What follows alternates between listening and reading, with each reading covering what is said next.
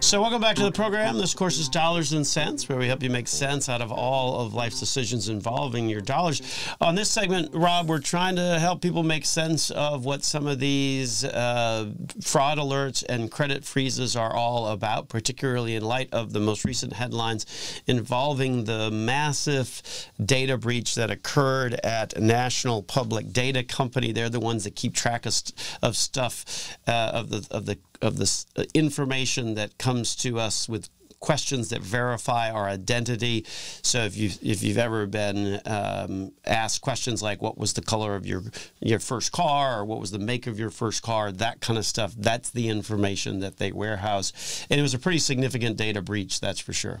It was one of the largest as of late, and really kind of brought articles like this to mind and gave you and I the idea that, hey, we need to make sure we kind of share some stuff with our radio listeners that could be helpful to them, because we hear stories all the time about somebody that is scammed or fraud hit them, and when they tell us the stories, they sound really believable. I'm kind of like, I could see where you might actually think that was true. Right. No question at all. These are professional criminals, and as such, they have a skill level that allows them to be pretty good at their job.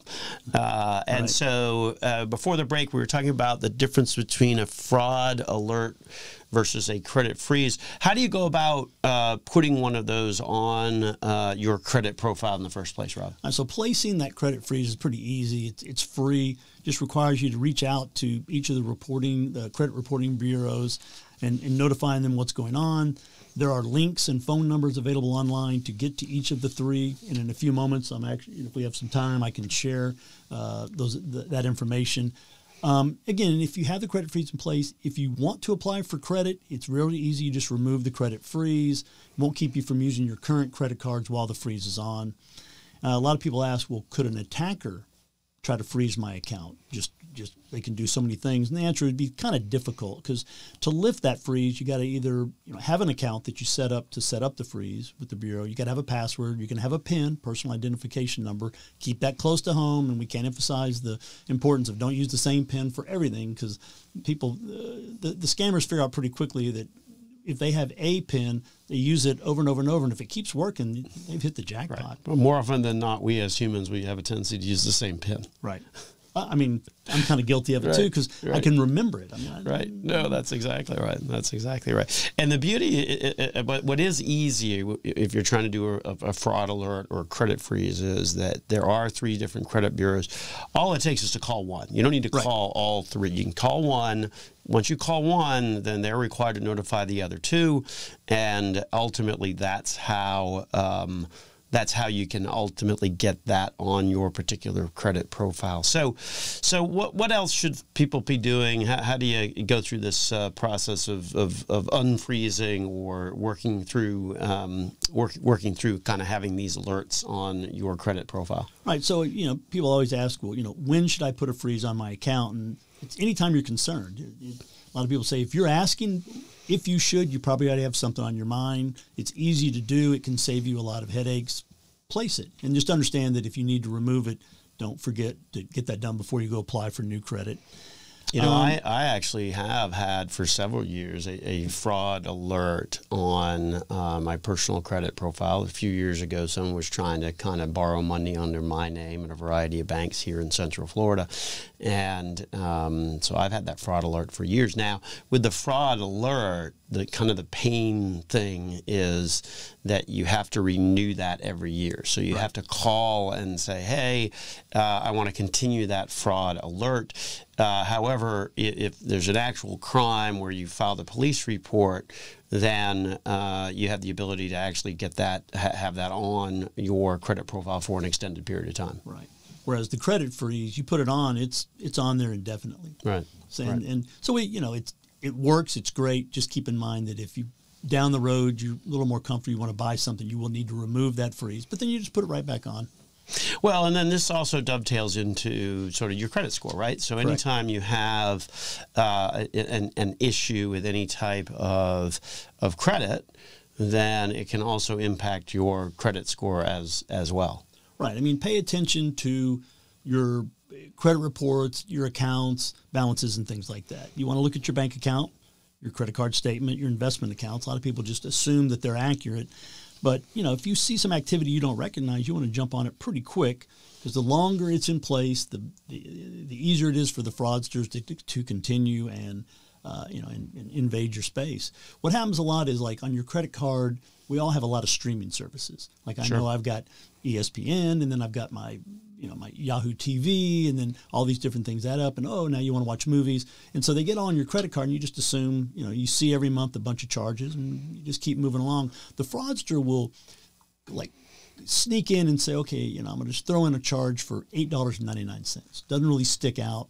You don't dispute it. Next thing you know, it's $12.99, $15.99, and the fraudster just keeps doing this until they realize that, or until you realize that what you've got going there is truly a fraud. Yeah, I had that happen with Temu.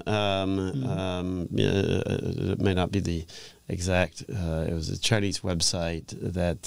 So I kept seeing this stuff pop up where it was getting used abroad, and I'm like, wait a minute, that's not me. Right. But other people, you've got to keep an eye on it, and people are using it. It's there's a good and bad of a credit card, right? It's easy to pay the exact amount you want, to have it on file, but you're just using it like there's no tomorrow. You don't always keep track of it, and you just got to kind of pay attention. Again, I know people want, I want the airline points, and so like, what I'm going to do is I'm going to use it, max it out, but I'll pay it every month, which is good. But they still don't check the actual transactions. No, that's exactly right. And sometimes it's not even scammers. Sometimes it's just family members that can mess up your credit report. Right. We're going to talk about a couple of examples where your credit report can be affected, and it was not by anybody who was purposely doing it. It was just a family member. A lot of times on joint accounts, like your checking account and your balance, whether it's high or low, that doesn't affect your credit score. But if you have a joint account and then suddenly relationship ends, or things don't go well, you go through a divorce, if somebody starts writing checks and they're bouncing, that's fraud, and it'll affect you because you're on that checking account. Other thing that people do a lot is they co-sign for a loan. Okay, yeah, a kid wants a car, or friend is like, I could get so much a better rate if you would help me out, if you'd co-sign. Sounds great until that person can't pay the bill, because you're on the note. You're the one who's going to be responsible. Another thing we see a lot is authorized users on an account, especially on the credit card side. Very nice, right? Say, okay, you can use my card, go make purchases for me. You're off at college, you can use the card, I'll help you out. Maybe we'll help you build up your credit. But if that person goes to Vegas, or again, relationship goes bad, and they just run up a big balance, that's on you. That credit card is in your name, which would affect your credit score. Because if you are a legally an authorized user, I know I have a separate credit card that's kind of like the kids away from college credit card, and the reason we do that is, if they lose it, then it's less painful to like replace that card for them. Right. Plus, it also then has a consequence for losing the card versus my primary card, where so much is tied into it in terms of auto bill that I wouldn't want to have to reconnect all of those different subscriptions to a credit card. So, but they are authorized users on that particular card. The card is in my name. I sign for it. But yeah, you do have to kind of watch that. If they're running up the limit or spending too much on it, then very quickly that can also impact your credit score. Sure, especially if they're running it up and you don't pay off the bill or are not aware of the bill. Because a lot of times the example you're talking about, they'll get that second card. It's really never used by the original owner. It's just to help out the kid or whoever's on there. So they don't always really pay attention because they're not using that card themselves. Then a couple of months go by, card's got a big balance.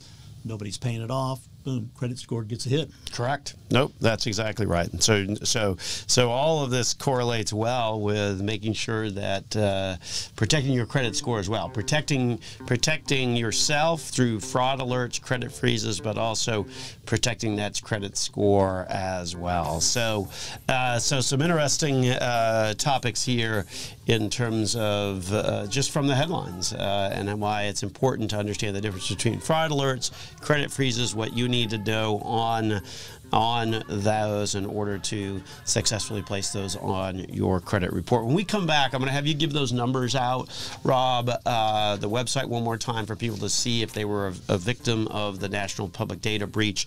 And then we're going to talk about another birthday that passed, that not yours, but something that you like to talk a lot about. And we'll do that after these messages here on Dollars and Cents with Joel Garris, Rob Field of Nelson Financial Planning.